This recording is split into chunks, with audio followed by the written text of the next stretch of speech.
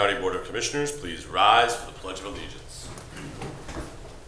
I pledge allegiance to the flag of the United States of America and to the republic for which it stands, one nation under God, indivisible, with liberty and justice for all. Dear God, please bless our meeting today. May our discussion be fruitful, our decisions wise, and our community strong. Amen. Madam Clerk, roll call, please. Commissioner McIntosh. Present. Commissioner Plechnik. Present. Commissioner Beveridge. Here. Gentlemen, you have before you the minutes of the regular meetings of June 25th and July 9th of 2026. Can I have a motion to approve, waiving reading of the same? So moved. Second. Minutes have been moved and seconded. Any discussion? Hearing none. Roll call, please. Commissioner McIntosh. Aye. Commissioner Plechnik. Aye. Commissioner Beveridge. Aye. Madam Clerk? Oh, wait. It's not on my agenda, so this is where I've been confused, but that's okay. Typically, we go to public comment at this time. Is there anybody wishing to speak before the commissioners on agenda items only? Please state your name and address. You will have 3 minutes after stating your name and address. How'd I do? Anybody for public comment? Sheriff, stay in your seat. Thank you, sir. All right, seeing none. Madam Clerk, please proceed with resolutions. In special resolutions, resolution congratulating Alexis Godek as an Outstanding Youth of the Year by the Ohio State University Extension of Lake County. So moved. Second. Any discussion? Mr. President, Yes, sir. in addition to serving as Outstanding Youth, Alexis Kodik is also a member of our Queen's Court and is participating in the 4-H auction. She stopped by the information booth at the fair yesterday when Councilwoman Uhas and myself were there and regaled us on the differences between market and fancy chickens. She is truly a farmer in the making, in addition to being an incredibly bright young woman, and it was just wonderful that she stopped by to educate us in the fair on all the great good that 4-H is doing. So she's an exemplar of all the folks we're honoring today, and I just wanted to highlight that. Yeah, I do have to say she wanted me to remind you this morning that she was the winner of the Reserve Champion Ducks. Just saying, if you happen to know anybody interested in ducks on Saturday. So, no, I echo all the folks listed here are incredible. The Outstanding Youth Award, we had the privilege of being a part of that ceremony on Tuesday evening. There are judges that have to go through that. I do not envy them. There's a lot of incredible youth in our 4-H programs, not only just in the livestock, but in the saddle horse and the shooting and all the different areas. And just a lot of great young folks. It would be impossible for me to have to sit down and pick the top 3, but somebody had that tough job, and these 3 next resolutions, this resolution, the next 2, are those winners from that evening, and I congratulate all of them. So, Yeah, I just like to say congratulations to all of our 4-H kids. I know this is an exciting week, and I've had a really eye-opening look into 4-H. I didn't know that much about it a few months ago, and I've learned a tremendous amount thanks to my colleague Commissioner Beveridge really spinning me up here, but I am beyond impressed with the hard work and dedication of these kids, the things that they do, the life lessons they're learning at this point in life. They're a fantastic group. It's a really great community, and just proud to be part of it. awesome. Roll call, please. Commissioner McIntosh. Aye. Commissioner Plechnik. Yes. Commissioner Beveridge. Aye. Resolution congratulating Juliet Kenyon as an Outstanding Youth of the Year by the Ohio State University Extension of Lake County. So moved. Second. Any discussion? Hearing none. Roll call, please. Commissioner McIntosh. Aye. Commissioner Plechnik. Yes. Commissioner Beveridge. Aye. Resolution congratulating Ava Kutcher as an Outstanding Youth of the Year by the Ohio State University Extension of Lake County. So moved. Second. Any discussion? Hearing none. Roll call, please. Commissioner McIntosh. Aye. Commissioner Plechnik. Yes. Commissioner Beveridge. Aye. In the Engineer's Office, resolution to advertise for bids for the Blackmore Road Reconstruction Phase 1 project, Perry Township, Ohio, OPWC number DGA D01, LCE project number 2025-011, bid opening August 19, 2026. So moved. Second. I got excited. Wow. That was Go away for 1 week. Second, 1 week. I missed you last time. I got to go back in the seconds. Seconded by Commissioner McIntosh. Any discussion? Hearing none. Roll call, please.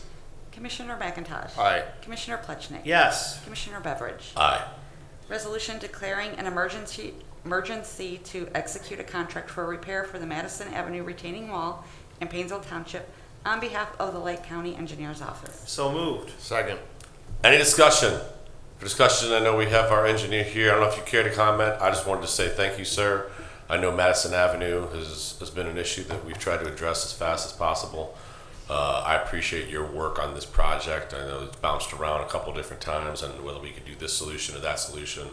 I think that we found sounds like a good contractor, a great contractor to work with, and we can get moving on this project, and I appreciate your efforts. So, any other questions for the engineer at all on this? Or? Mr. President? Yes, sir. I would just echo your thanks to the engineer's office. This legislation is a demonstration of their commitment and our commitment to addressing this issue as quickly as humanly possible, and we're grateful to your staff for making this such a high priority. Thank you for being responsive. I know that's not always been the case, and appreciate you getting on this and getting it done for the residents of Lake County. It is a big deal. I appreciate that, and I just like to, Kirk Dimick in our office put a lot of effort towards this, make sure the contractors were aware of exactly what the situations were and the concerns, and I think we came up with a good solution. Engineer was just commenting that Kirk Demick in his office did a great job, the deputy engineer there, putting together. I know you guys did multiple bids on some stuff, and I know we've gone back and forth. You also did a great job of acquiring other grants and funding to help pay for this, an emergency. I think it's about a $2 million project. I think we have $1.1 billion coming in from grants that we were able to obtain. Your office was able to obtain in a timely manner to make sure that we can get this reopened as fast as possible for the residents over there.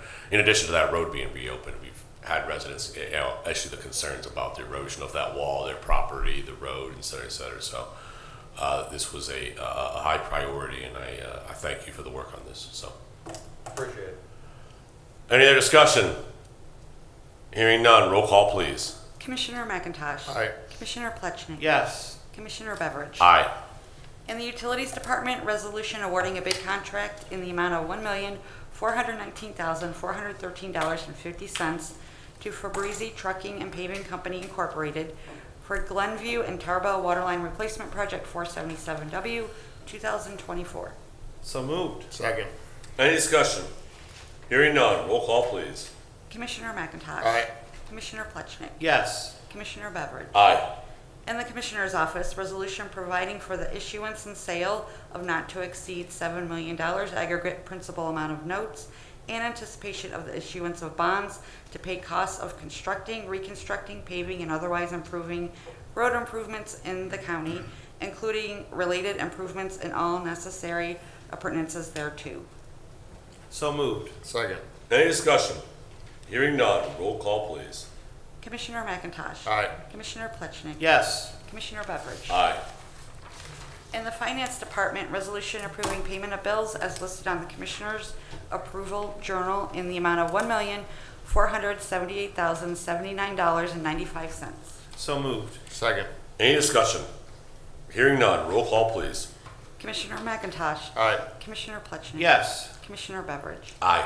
Resolution approving purchase orders as listed on the Commissioner's Purchase Order Approval Journal in the amount of $1,521,259.79. So moved. Second. Any discussion? Any discussion amongst the commissioners on the motion before us? Mr. President, Hearing none, yes, sir. I think the 79 is symbolic of the fact that I am the 79th commissioner in the history of Lake County. Way to go. Way to set up Commissioner Plechnik on the dropping of 79 on us. Thank you. I guess we've learned our lesson about 9 a.m. commissioner meetings. Any other discussion on the $1,521,259.79? Hearing none, roll call, please. Commissioner McIntosh. Aye. Commissioner Plechnik. Yes. Commissioner Beveridge. Aye. Resolution increasing appropriations for various non-general fund accounts. So moved. Second. Any discussion? Hearing none, roll call, please. Commissioner McIntosh. Aye. Commissioner Plechnik. Yes. Commissioner Beveridge. Aye. Resolution returning advance cash and transferring appropriations within various general and non-general fund accounts. So moved. Second. Any discussion? Hearing none, roll call, please. Commissioner McIntosh. Aye. Commissioner Plechnik. Yes. Commissioner Beveridge. Aye. This brings us to departmental reports. Job and Family Services. No report today. Fantastic, thank you. County Administrator. Yes, good morning, Commissioners. Just brief update on the dog shelter. Things continue to move in a positive fashion there. Actually, we're going to entertain an MOU with the Lake Humane Society to kind of formalize a relationship. Obviously, a MOU is not set in stone, but things that they'll help us with, etc. So want to especially shout out the Humane Society for their continued assistance. We've also met with another 2 veterinarians within the community on best practices, and then also developing potential contractual relationships for spay, neuter, vet care, etc. So just wanted to provide the community update on what that looks like, and everything still is trending in a positive direction. Great. That concludes my report. I believe we did have a couple, I think we had 4 dogs this week that we had a vet come out and spayed and neutered. Yeah, we had we had 4 vet appointments, a few spay and neuters, Yep. and we're continuing to train the staff with the Humane Society assistance on what's called the SAFER assessment of a dog and its adoptability. In the event we have to make that unfortunate decision to euthanize an animal, or using the best practices to make those determinations. And we'll continue to increase our training for our staff to make those difficult decisions. Yeah, and they are difficult, and I know that we've had some issues with some of the dogs that we've been able to place with some organizations, that those organizations have found out that there's some tough decisions that sometimes have to be made.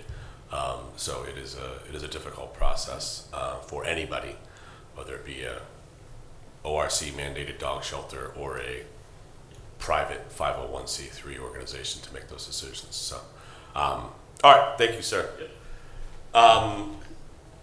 HVAC system, the lovely HVAC system. Yeah, we I haven't talked to Mark this morning. Our HVAC guy was ill a couple days, but yeah, I think I noted this last week. As the parts have began to arrive, we just took the opportunity while the main system was down to kind of give it a physical and a checkup, if you will, changing miscellaneous parts, etc. The goal was to have it up and running by the end of the week. I don't know with Mr. Patinger being ill, but the backup unit's still working. We're in the low 70s. Yeah. So we had a firm out, or we'll have a firm out to do an energy audit of not only the HVAC system, but the lighting in the facility. Zach is helping with that, spearheading that effort, with the hopes of getting a grant to completely overhaul the HVAC system over the long term. So we worked with Brian Dirtle, connected us with a program at the state. We had a call last week. Had a firm here on site, gave us a proposal, and they're doing the audit as we speak, and it'll be submitted by the end of August. Okay, thank you, sir. Yep. Madam Clerk. Yes, the next commissioner meeting is Thursday, August 6th at 10 a.m. and then followed by a workshop at 10:30 on that day. Okay, fantastic. Anything to add from the legal department? No reports, Commissioner. Thank you very much. Gentlemen, is there any old business to come before us? Mr. President, I'd just like to give an update regarding Route 2. Yes, sir. I know there's been some public comment expressing some concern, so I'd just like to recap that we've continued to have very constructive conversations with leadership within the cities. The agreement as it stands now has been sort of whittled down to a couple of things. I know that the Commissioner's Office specifically has come forward with a plan that I believe most of the communities are happy with regarding funding the repair of the lights for Route 2. I want to further emphasize that the new contract broadens definitions and is more clear about scope of service and so forth. I know there's a lot of confusion and lack of clarity and concern that service is either going to go down or that costs are going up, and that requests and demands and so forth are not being met. This new agreement will clarify and cement those things in, so I think those concerns are not well placed. And there'll be a forming of a committee that involves communities, the opportunity to sit down and discuss and work through issues. So in my view, the agreement that we're looking forward is not only financially equitable. Yes, costs for Route 2 are going up, but we've been very positive and constructive about that. The funding of Route 2 is entirely the responsibility of municipalities, and I believe that this office has been very favorable to that end as far as working with the communities to make sure that those costs are balanced. And as we're all aware, costs are going up, but we don't see in the short term here that this is going to this will not increase the cost. If costs increase over time, that's going to be due to inflation, not because anything's being taken away by the commissioner's office or the engineer's office. In fact, just the opposite. We're making stronger investments into that program. So I just think it's important to put out there exactly what is actually happening, and as opposed to things that are sort of being insinuated or inferred that are just simply not accurate. So I have working on a scheduling of hopefully just another meeting before we go public and get this thing moving along. My work group and I believe we are very close to wrapping this project up. Do you care to make any comments on this?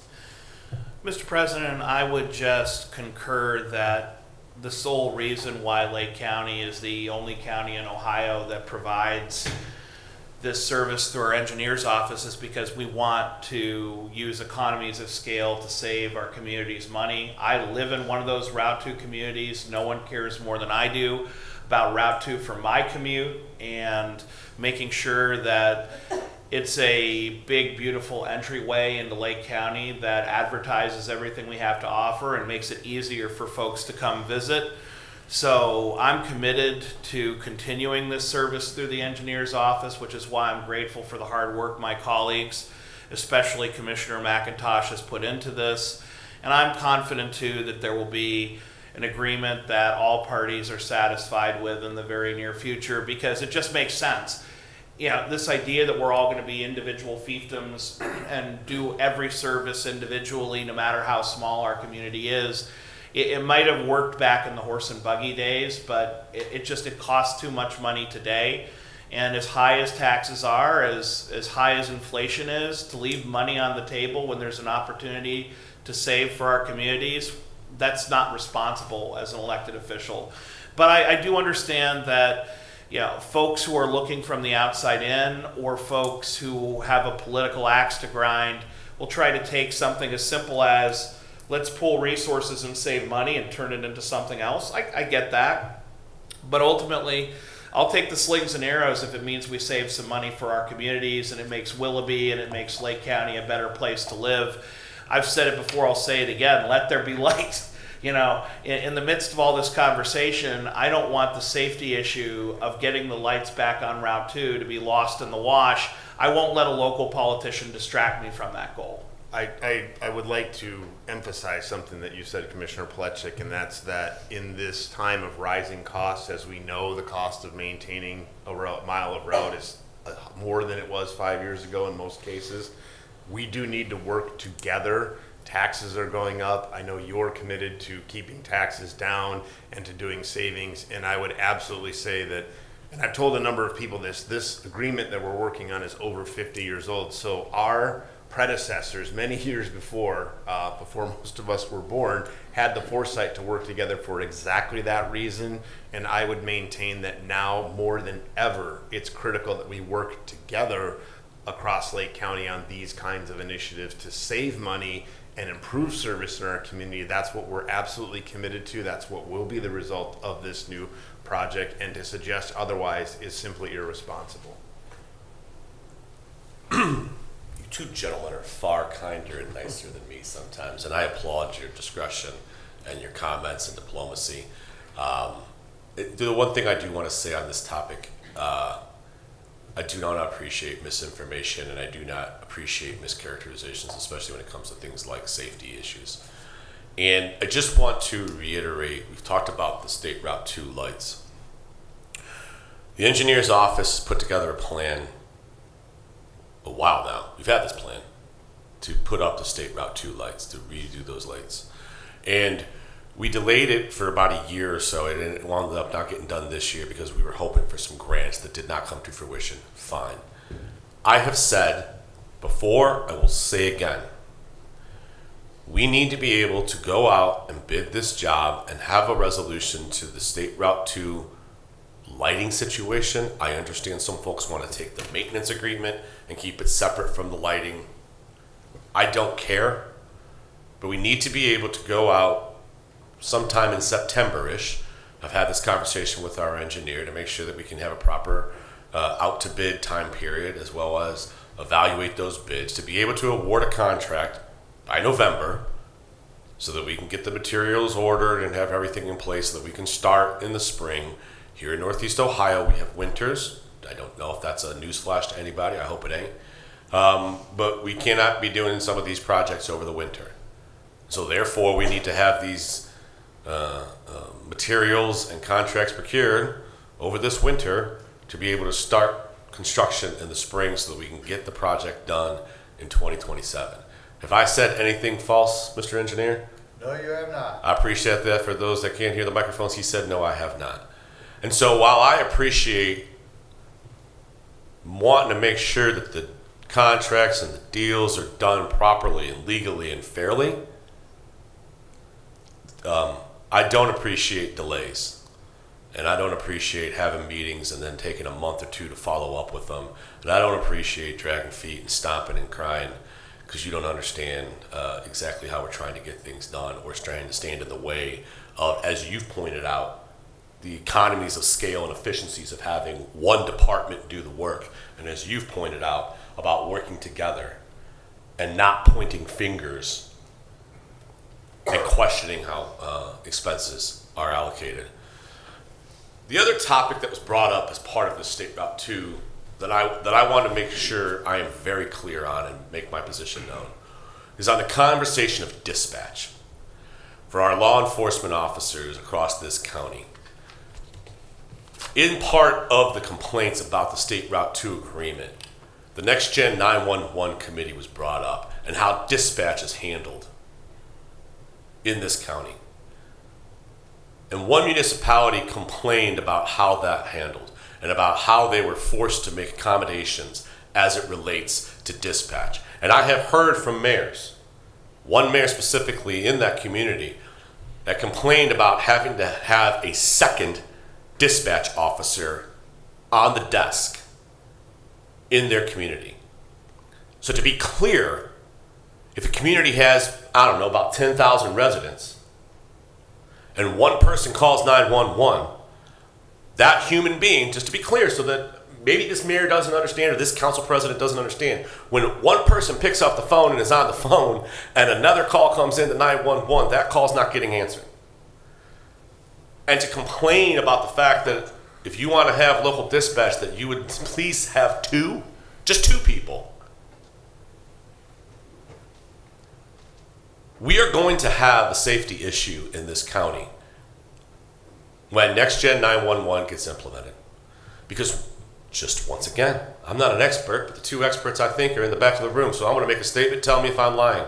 When Next Gen 911 goes into place, the cell phone calls that come into 911, which are currently 100% of cell phone calls coming into dispatch to 911, go to the county's central dispatch. Am I correct? Yes. Sheriff shaking his head, yes. When Next Gen 911 goes into place, if a community insists on having their own dispatch and keeping it local so that they can make sure they have their local control, and listen, you'll hear me complain about trying to step out local control all the time. I don't want Columbus coming in here and telling us how to do zoning for data centers or energy plants or any of that stuff, because that's our business. But safety, I will run my mouth about. And if you want your own dispatch center, you're about to get 100% of the phone calls placed in that area. So what Next Gen 911 will do is they'll put a geofence around. The technology's there that they know when that cell phone comes in, instead of going to Lake County Central Dispatch and then getting rerouted so that the dispatch, the professionals in the room, if I do say, can handle those phone calls, they're all going to that local municipality. Last statistic I saw said 80% of 911 phone calls come in from a cell phone. So my guess is that if communities insist on having their own dispatch, that their phone calls are going to go up fourfold, fivefold, especially those communities in State Route 2. If there's an accident on State Route 2 or an issue on the side of the road, you're going to get 10, 20 phone calls from cell phones. Hey, making sure you saw there's an accident on State Route 2, send somebody out. They're going to get inundated. And when 10 people call in to a dispatch center that has one, which is what they wanted to, but we've insisted of having two, they're going to get inundated. And when your grandmother or grandfather has a heart attack and can't get through because they're not properly staffed, folks are going to get hurt. I'm going to say this now, and it's unfortunate, and when it happens, because it will, when somebody dies because dispatch wasn't handled properly, I am sorry to that family. I'm not going to say a word then. It's inappropriate to bring it up and play politics and to play games at that point. But right now, the county and the communities have an opportunity to do the right thing and to set the system up properly in place. And this has nothing to do with money. The county doesn't make money off of dispatch. The county saves money for those communities that come in to use dispatch.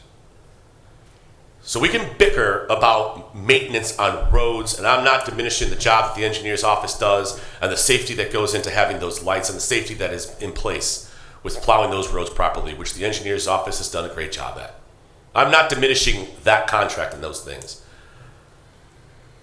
But to stomp your feet and complain about dispatch, that's where I personally draw the line, and I prefer to see people do the right thing and take advantage of the opportunity before us today. As you said, economies of scale matters.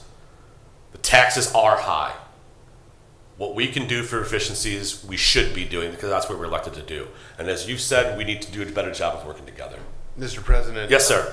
I would just like to say, in addition to my report on Route 2, echoing your comments regarding 911, as the chair of the 911 Program Review Committee, also as a member of it last year, I'm very aware of all the details. Everything that you said is absolutely correct.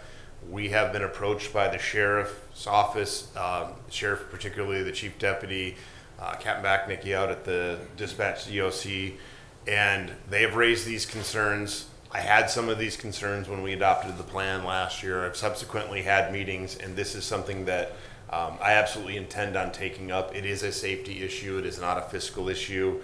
We do need to take a deeper look at this stuff. We've got about a year before next gen becomes live, and people's lives are at stake. So it's something that we do take, this entire board does take seriously, obviously.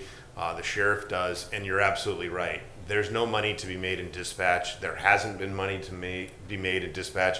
Dispatch is costing us money, and in the future it will continue to cost money. There is no power grab here in either maintenance of Route 2 or dispatching. There is no undue centralization of government services. It is basically an approach to do things responsibly and to deliver the highest level of service and safety to every resident in Lake County. The one thing the committee was completely committed to last year was that from one end of Lake County to other, that 911 service would be exactly the same no matter where you place that call.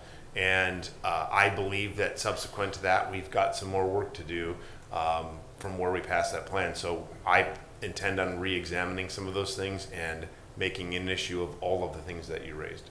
Thank you. Mr. President, Yes, sir. I come at this issue from both perspectives because as a city council person, I was responsible for overseeing, along with my colleagues and the mayor, the dispatch center for Willoughby Hills. And under my watch, while I was councilman, we voted to transition from Willoughby Hills to Lake County. At the time, then Chief Deputy Franklin Bruno and rest his soul, Captain Mike Warner, were the two folks from County Dispatch making the pitch to the city, explaining the benefits. And in most cases, a salesperson exaggerates. We were shocked after our first year of partnership with the county that we saved, I think, over $100,000 more than Sheriff Liam Bruno had promised our community. And more importantly, our response times for dispatch, the time it took for the ambulance or the police car to make it to the emergency, materially and measurably went down. We were responding faster. And when you're talking about a heart attack, a stroke, or an active shooter situation, seconds save lives. So our community had the same concerns that everyone else did. You know, will we lose local control? Does that dispatcher know the road better? But the truth was, every dispatcher we had was offered a job with County Dispatch. If they wanted to continue their work for Willoughby Hills and bring that local knowledge with them, as long as they went through the training to use the best technology available, they were offered a job. So there wasn't mass layoffs or people being told, we don't want you. They were kept and included if they wanted to continue that great work. But what a lot of people don't understand if they haven't had the chance to tour the County Dispatch Center, and I would recommend any citizen who has the opportunity to take it, dispatch is not what it once was. You don't pick up a phone and say, what is the nature of your emergency after it rings? You are monitoring multiple screens that show you every emergency in the county ongoing, so that when someone calls and says, I think there's a fire on Route 2, you know that there's already been 7 calls reporting a fire on Route 2. And you can actually warn them, that's a chemical fire, you need to get back. It could be toxic. As opposed to trying to figure out what's going on based on one phone call, one piece of anecdotal evidence. We have a dispatch center with the best technology, with a whole team of people who can say, we already know what the emergency is, here's what you need to do to protect yourself. That's next gen, that's next level dispatch, and that's the safety service that we need to be providing our residents. A lot of folks just don't understand dispatch is not picking up a phone and then redirecting the police to an emergency. It's so much more than that today. And with all the multimedia files that we're going to be required to accept and respond to for emergencies when Next Gen 911 fully comes into play, you need the training, you need the equipment. And for each and every community to buy it and to replicate that cost, it's going to be prohibitive. And whether we like it or not, although I have to say as a resident, I do like it. I want better response. I want faster times. This is state law. This is not something that we can debate. It's only something that we can respond to. I only provide my experience as a city councilman to show that there is a happy ending to this story. It does take work, and change is scary to anyone. But the bottom line is that working with the sheriff saved my community money, and more importantly, saved lives. So I always have the highest gratitude to the people who work in dispatch. I personally think it's the most stressful job in the county. There are a lot of stressful jobs, but if there's one job I absolutely would not want, it would be to stare at multiple screens for hours at a time, being aware of every single emergency in the county for my entire shift, and talking to people in life and death situations every single day. I think that's got to be the hardest job we have, and those folks are nothing short of heroes. So to all of our dispatchers, I say thank you. To our sheriff and his team for making this possible, I say thank you. And to communities that are struggling with how do we respond to this dramatic change in state law, this new responsibility that's been placed on us, I say rise to the challenge and let's save lives. Commissioner McIntosh, I appreciate your comments about the Next Gen 911 Committee, about the standards that we put in place. And as you pointed out, Commissioner Pleshnik, our central dispatch does an amazing job. And there are some things that, as an elected official and a county leader, that we don't make comments on, or we don't get involved, and we allow to happen. This topic, though, is one where I'm going to be critical. And I believe that the county dispatch is the standard that needs to be met. Period. As a commissioner, I have a lot of folks come to me and tell me good things about our county and bad things about our county and where we can make improvements, et cetera, et cetera. I have yet, in my 18 months, going on 19 months almost of being a commissioner, had anybody say one negative word about our county dispatch. That is the standard that I expect to see set across the county. And if local municipalities want to maintain their dispatch, and it's not up to the standard of the county, then I'm going to continue to be critical of those local municipalities for putting lives in danger. So, all right. Any other old business? Mr. President, Yes, sir. if I'm not mistaken, tonight our Planning Commission will meet to consider Vision 2050. This is a very important step before it comes before the Board of Commissioners. And I want to emphasize the historic nature of adopting our first comprehensive plan in over 65 years, working with all of our stakeholders, all of our 23 municipalities to have a blueprint for the future of our community.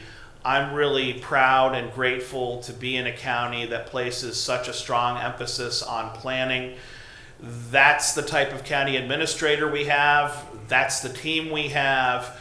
We understand what Benjamin Franklin said hundreds of years ago. If you fail to plan, you plan to fail.